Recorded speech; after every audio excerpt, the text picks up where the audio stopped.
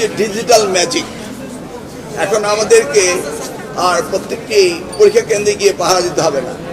আমাদের close circuit camera রয়েছে, আমাদের টিচাররা আজকে সচেতন, আমাদের অভিভাবকরা সচেতন, প্রশাসন সচেতন রয়েছে এবং পুলিশ বিভাগ তারা বডি ক্যাম ব্যবহার করছে।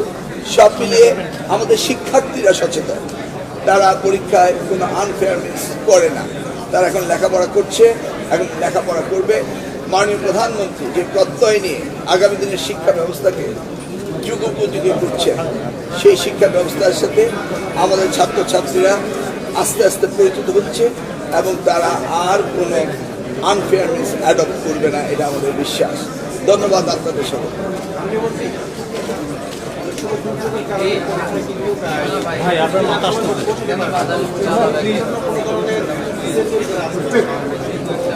আপনি আজকে দেখবেন ঢাকায় পুলিশ অত্যন্ত অ্যালার্ট, তারা ট্রাফিক জ্যাম যেন না হয় সেজন্য তারা কাজ করছে।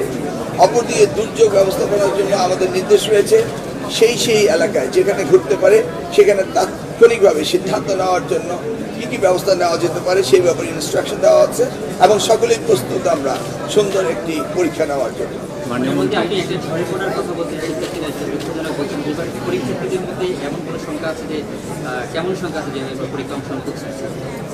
দেখুন, ঝরে পড়ার নাম্বারটা এসএসসির পরে এসএসসি বা দাখিলের পরে আলেন, এটা একটা স্বাভাবিক গতি ছিল।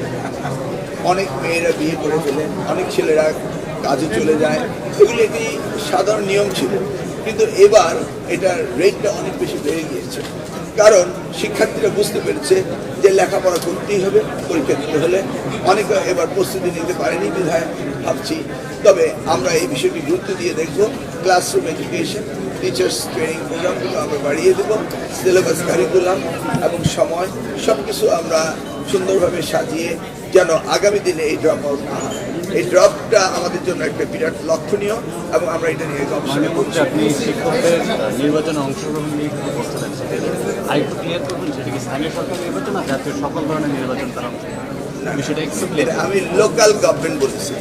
স্থানীয় সরকার নির্বাচনে 4573টি চেয়ারম্যান পজিশন, 493টি হচ্ছে আমাদের নির্বাচন, লোকাল গভর্নমেন্ট চেয়ারম্যান নির্বাচন।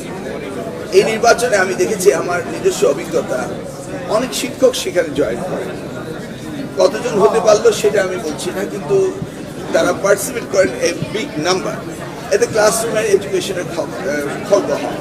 তাই আমি বলছিলাম একটা রেগুলেশন হওয়া উচিত নির্বাচন কমিশনে, যে শিক্ষকরা লোকাল গভর্নমেন্ট নির্বাচনে না যাওয়াটাই ভালো।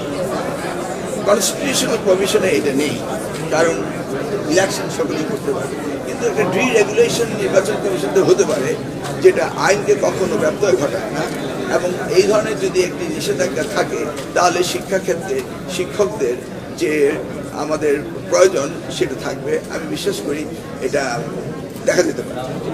সিটি কর্পোরেশন থেকে ইউনিয়ন পরিষদ পর্যন্ত আমি লোকাল গভর্নমেন্ট বলতে ইউনিয়ন পরিষদ, সিটি গভর্নমেন্ট হচ্ছে, বাট এটা ইজ এ কমন থিং যে শিক্ষকরা শিক্ষকতার পেশায় থাকবে এবং নির্বাচন করলে তারা রাজনৈতিক পেশায় যাবে। কিন্তু দুইটি সাইমালটেনিয়াসলি চালালে এই শিক্ষার মান উন্নয়নে ক্ষতিগ্রস্ত। সেজন্যই আমার ভাবনা থেকে বললাম যে সরকার একটা রেগুলেশন করা উচিত।